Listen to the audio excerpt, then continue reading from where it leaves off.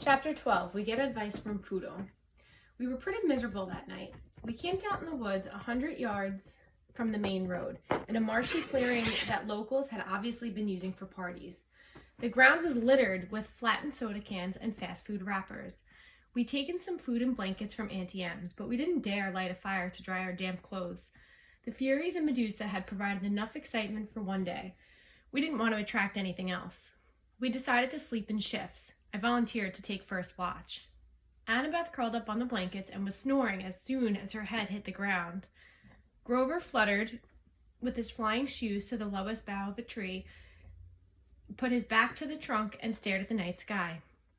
"Go ahead and sleep," I told him. "I'll wake you if there's trouble." He nodded, but still didn't close his eyes. "It makes me sad, Percy." "What does?" "The fact that you signed up for this stupid quest." "No. This makes me sad." He pointed at all the garbage on the ground and the sky. "You can't even see the stars. They've polluted the sky. This is a terrible time to be a satyr." "Oh yeah, I guess you'd be an environmentalist." He glared at me. "Only a human wouldn't be.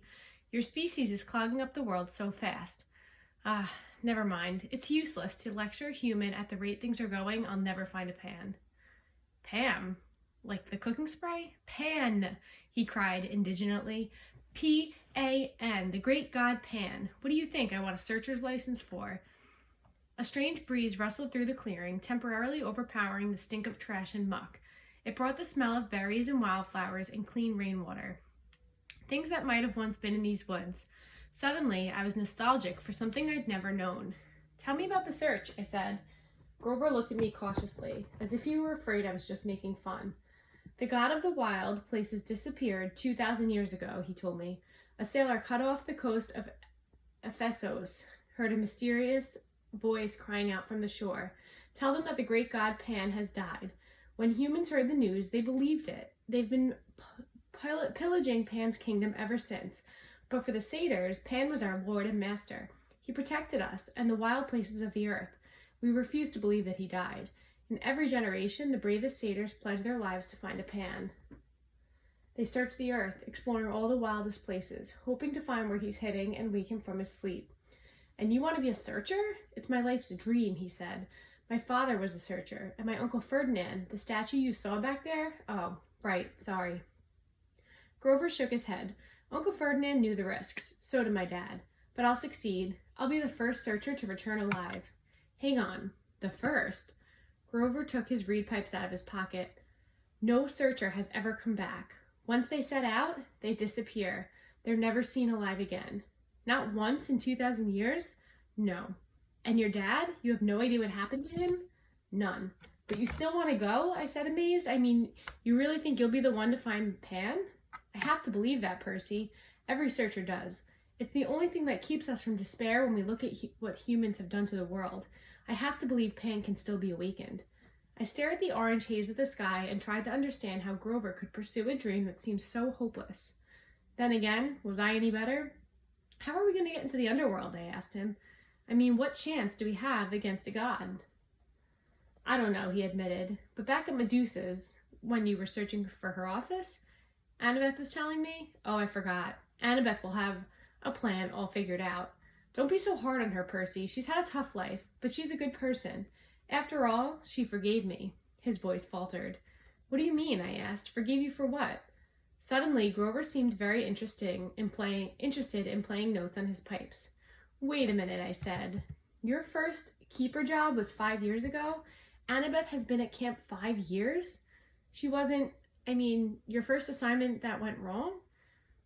"I can't talk about it," Grover said, and his quivering lower lip suggested he'd start crying if I pressed him. But as I was saying, back at Medusa's, Annabeth and I agreed there's something strange going on with this quest. Something isn't what it seems. "Well, duh, I'm getting blamed for stealing a thunderbolt that Hades took." "That's not what I mean," Grover said. The kindly ones were sort of holding back, like Mrs. Dodds at Yancey Academy. Why did she wait so long to try to kill you? Then on the bus, they just weren't as aggressive as they could have been. They seemed plenty aggressive to me." Grover shook his head. "They were screeching at us. Where is it? Where?" "Asking about me," I said. "Maybe, but Annabeth and we both got the feeling they weren't asking about a person. They said, 'Where is it?' They seem to be asking about an object. Well, that doesn't make sense. I know, but if we've misunderstood something about this quest and we only have 9 days to find the Master Bolt, he looked at me like he was hoping for an answer, but I didn't have any. I thought about what Medusa had said. I was being used by the gods. What lay ahead of me was worse than petrification. I haven't been straight with you, I told Grover. I don't care about the Master Bolt. I agreed to go to the underworld so I can bring back my mother. Grover blew a soft note on his pipes. I know that, Percy, but are you sure that's the only reason? I'm not doing it to help my father. He doesn't care about me. I don't care about him. Grover glazed down from his tree branch. Look, Percy, I'm not as smart as Annabeth. I'm not as brave as you, but I'm pretty good at reading emotions. You're glad your dad is alive. You feel good that he's claimed you, and part of you wants to make him proud. That's why you mailed Medusa's head to Olympus. You wanted him to notice what you've done. Yeah, well, maybe satyrs' emotions work different than human emotions. Because you're wrong. I don't care what he thinks. Grover pulled his feet onto the branch. Okay, Percy, whatever. Besides, I haven't done anything worth bragging about. We barely got out of New York, and we're stuck here with no money and no way west. Grover looked at the night sky, like he was thinking about that problem. How about I take that first watch, huh? You get some sleep. I wanted to protest, but he started to play Mozart, soft and sweet, and I turned away, my eyes stinging. After a few bars of Piano Concerto No. 12, I was asleep. In my dreams, I stood in a dark cavern before a gaping pit. Gray mist creatures churned all around me, whispering rags of smoke that I somehow knew were the spirits of the dead. They tugged at my clothes, trying to pull me back, but I felt compelled to walk forward to the very edge of the chasm. Looking down made me dizzy. The pit yawned so wide and was so completely black I knew it must have been bottomless. Yet I had a feeling that something was trying to rise from the abyss, something huge and evil. The little hero, an amused voice echoed far down into the darkness. Too weak, too young, but perhaps you will do. The voice felt ancient, cold, and heavy. It wrapped around me like sheets of lead. They have missiled you, boy, it said. Barter with me. I will give you what you want. A shimmering image hovered over the void. My mother, frozen at the moment, she dissolved in a shower of gold. Her face was distorted with pain, as if the Minotaur were still squeezing her neck. Her eyes looked directly at me, pleading, "Go!" I tried not to cry out, but my voice wouldn't work. Cold laughter echoed from the chasm. An invisible force pulled me forward. It would drag me into the pit unless I stood firm.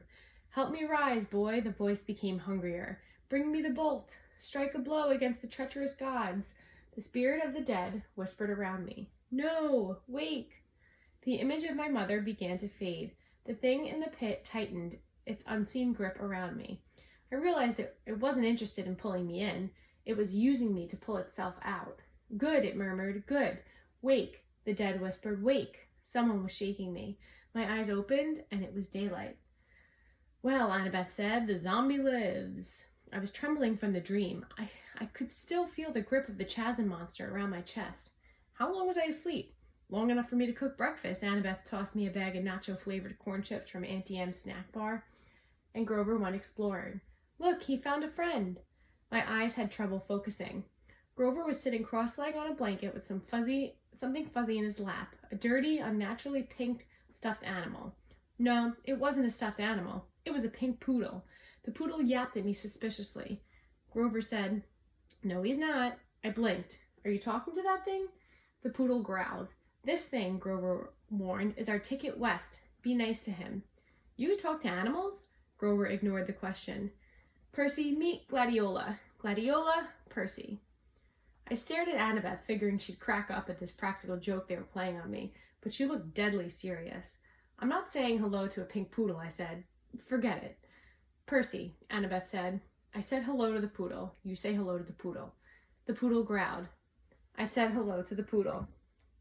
Grover explained that he'd come across Gladiola in the woods and they'd struck up a conversation. The poodle had run away from a rich local family who'd posted a $200 reward for his return. Gladiola didn't really want to go back to his family, but he was willing to if it meant helping Grover. "How does Gladiola know about the reward?" I asked. "He read the signs, Grover. Duh." "Of course," I said. "Silly me." So we turn in Gladiola. Annabeth explained in her best strategy voice. We get the money, we buy tickets to Los Angeles. Simple. I thought about my dream, the whispering voices of the dead, the thing in the chasm, and my mother's face, shimmering as it dissolved into gold, all that might be waiting for me in the west. Not another bus, I said warily. No, Annabeth agreed. She pointed downhill toward the train tracks. I hadn't been able to see last night in the dark. There's an Amtrak station half a mile that way. According to Gladiola, the westbound train leaves at noon.